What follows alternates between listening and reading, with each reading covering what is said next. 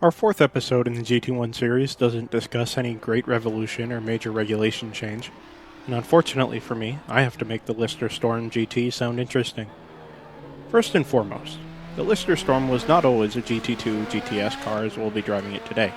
In fact, for its debut in the 1995 24 Hours of Le Mans, the car was entered in the first era of GT1 regulations, up against the McLaren F1 and the Ferrari F40. As you might have gleaned from the results and my first GT1 video, the car was not competitive and failed to finish. This was a common tale during the early days of the Lister Storm. Despite completing the 1996 24 Hours of Le Mans, the car was desperately slow compared to the huge leaps in pace brought on by the GT1 factories of the late 1990s, and the tale of woe continued, to the point that the factory Lister squad was declined entry to Le Mans in 1998. It was obvious that the Lister Storm, in either the initial GTL spec or the revised GTS spec, did not suit the developments of GT1. Mercifully, the transition to GT2 in 1999 may have been exactly what the doctor ordered. Lister developed the Storm GT, the third attempt at getting the car to be competitive, and entered it against the factory Oreca Vipers in the 1999 FIA GT Championship. While the Vipers would ultimately sweep the series, Lister managed 2 podiums along the way, a huge step forward for a car that didn't seem to have much interest in success. When the factory Vipers bailed in the FIA GT Championship prior to 2000, Lister undoubtedly saw their opportunity, and took it. The factory squad took 5 wins out of 10 races, all by Julian Bailey and Jamie Campbell-Walter, and the pair took the overall championship. The car itself featured the largest V12 fitted to a production car since World War II, a 7-liter Jaguar unit which also happened to feature in the back of the Group C XJR9s. Only 4 road-going Storms were ever produced despite the relative success of the racing model. Ultimately, regular motorsports activity for the Storm ceased at the end of 2005 to allow the factory to focus on the far more hideous Storm LMP, a car I refuse to feature on aesthetic principle. 14 years later, you too can now enjoy the auditory sensation that was the FIA GT Championship winner of 2000, the Lister Storm GT.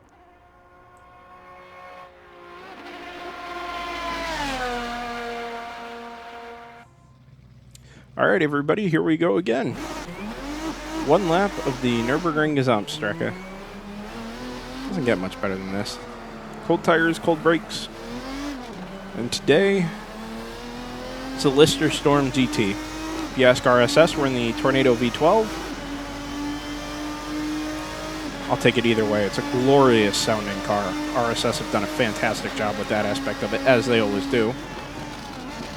And we'll get to some of the behavior and potential that this car has here in just a couple of minutes.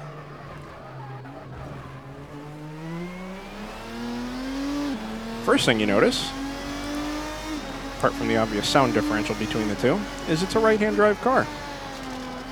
Not necessarily a huge deal in the overall operation of the car, but it is a difference maker for me, not being native to right-hand drive cars, as we kick the back end around a little bit. So that takes some adjustment, and of course, we haven't driven any right-hand drive cars yet in our series. So it does just make a little bit of a difference in pinpointing the left-hand front side of the car, and also making sure you're turning in a timely fashion to get the right-hand side down to the apex. It's a little ugly. And we will pay for that in terms of lap time, but we're going to press on. Back in the throttle nice and early there. Little slide on the exit, bring the back end around. Now we're starting to get some tires, some temperature into the tires.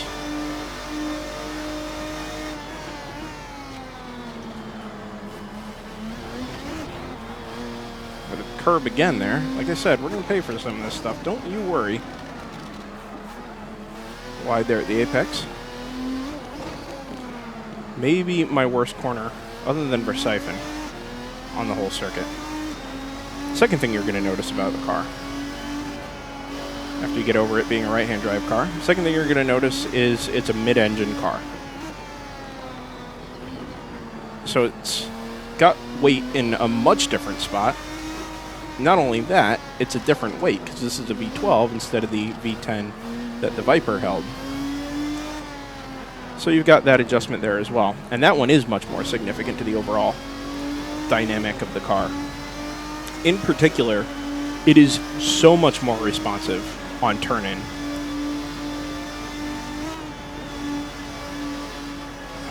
Kind of tentative on our way into fluke pots there. But the car rotates so much better, especially in the medium and high-speed corners. It's more responsive. It's a little twitchier, don't get me wrong. There's a price to pay for moving that weight to the back. We go flat through. Oh, we did go flat. All right. Making up for some of our mistakes early in the lap. Sliding the right front. Wide off the apex there. Didn't come back in the throttle very well on the exit of Arenberg either. Not through Foxfire. But that's not where this car excels. This car excels where you've got to change direction very, very quickly because it'll pivot around the center of gravity much, much better. All right, so this sequence here, overall the car is better behaved than the Viper was. You're not talking about oodles and oodles of development on the car between the two. We mentioned this is the third iteration of the Storm. So they took some whacks at it first before they settled on this GT1 spec in particular.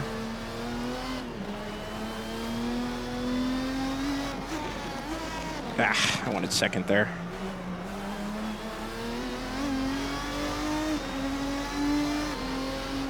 Lift the throttle and tip it in.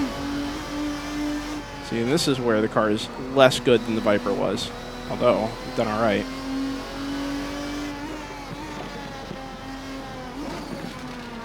Down to the apex here at Versiphon.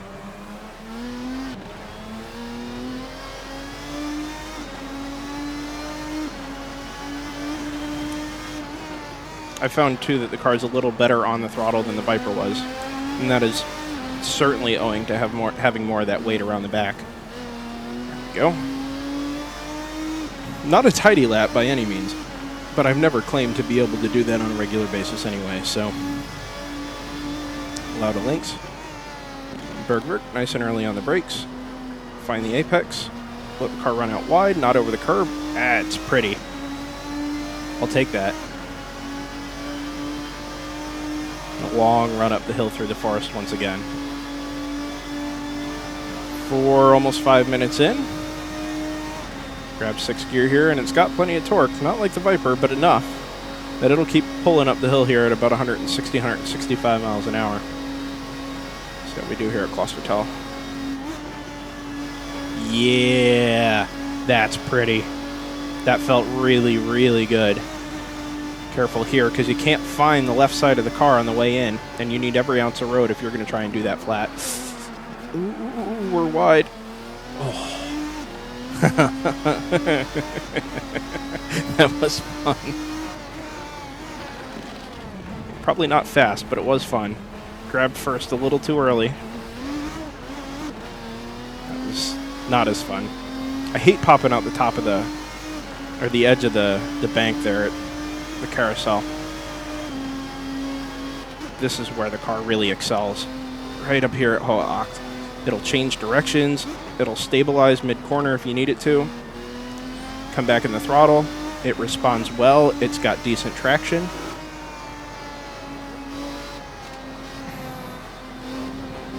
Up the curbs. Yeah. Second gear up over the crest here. Straighten it out on the throttle.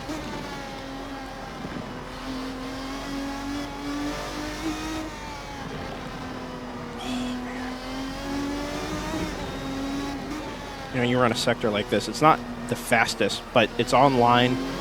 The car flows so well, it transitions well. Up until that curb there, as we head down into the Flans Gardens, that was just a really enjoyable minute or so. Oof, sent it off the top of the jump there, not necessarily intentionally, we were just a little quick going in. There we go. Short shift into 5th over Flans Garden here. Quick lift of the throttle over the crest. Try not to ping-pong it off the foot-high curbs.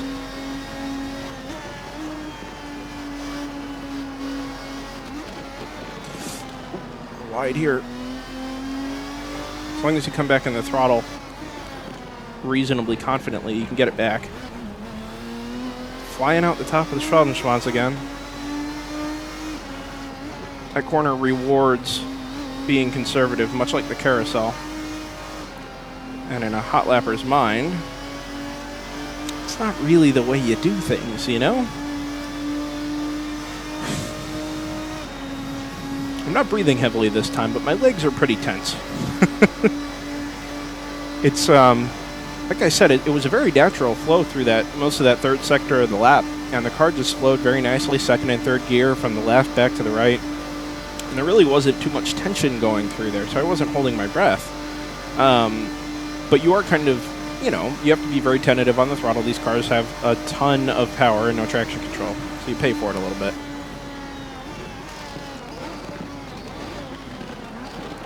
Ooh, we're wide again. Almost wrecking that time, but in a different way than the Viper. So we're going to find new ways to do that. Here we go. I think we're 817, 816.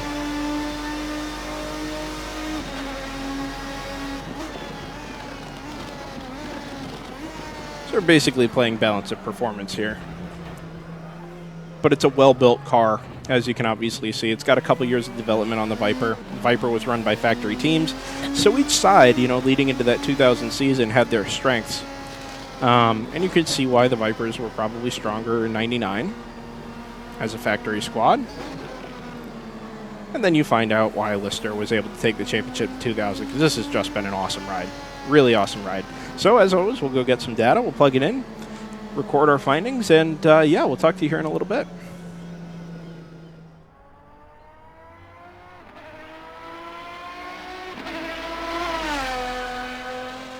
So let's talk about our lap in the Lister Storm GT.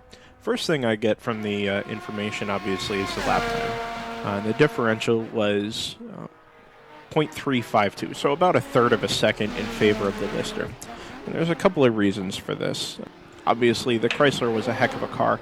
The Lister won the championship, but not with any factory Viper competition. Additionally, you've got 3 years of development in the car, right? The Chrysler was homologated first in 1996 to the same set of rules, but nevertheless the second of the GT categories. The Lister had been homologated in 1999. So even though, let's say Lister, or let's assume that Lister had fewer resources available to them than Chrysler, Reynard, and Orica did for the Viper, there's still some years of development and learning and progress that went on there. When you break it down into sectors, the only sector where the Lister was quicker was the middle sector. And it's not to say I made mistakes with the Viper, but they're two different cars, right? The Chrysler big front-engine V10 with a lot of weight out over the front. So it's a very point-and-shoot kind of car where you get the car angled properly, you hit the gas, and the car will sort of drive its way out of the corner and direct itself where you want it to go. The Lister, on the other hand, makes its time through change of direction. So it's obviously very good on the brakes. It turns in very, very well, rotates around the center of the car rather than trying to haul the front end around. And that's a lot of what we got in that middle sector there. And I think the third sector would have been quicker as well if not for the long straight, which is where the top speed comes into play. The Lister was about 4 kilometers an hour slower, or 2.2 miles an hour slower down the Donninger Höhe, and that's where I think it lost a lot of its time back.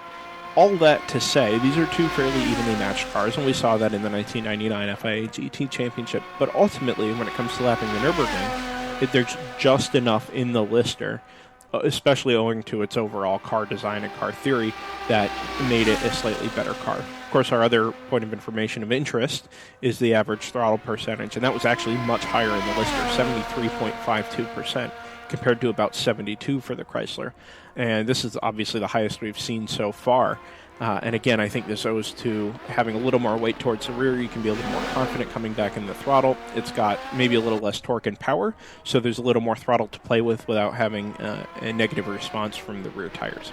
So, as you see all that in the chart, be interested to see how the Ferrari F550 plays out. We know it was one hell of a car, and with the, let's say, mediocre or minuscule gains made by the Lister between 1999 and 2000, it'll be interesting to see what ProDrive was able to put out with the Ferrari and see just how much better that car was. We saw it in the real world. We saw that obviously in the FIA GT Championship, but I think the Ferrari lap is going to be something very special.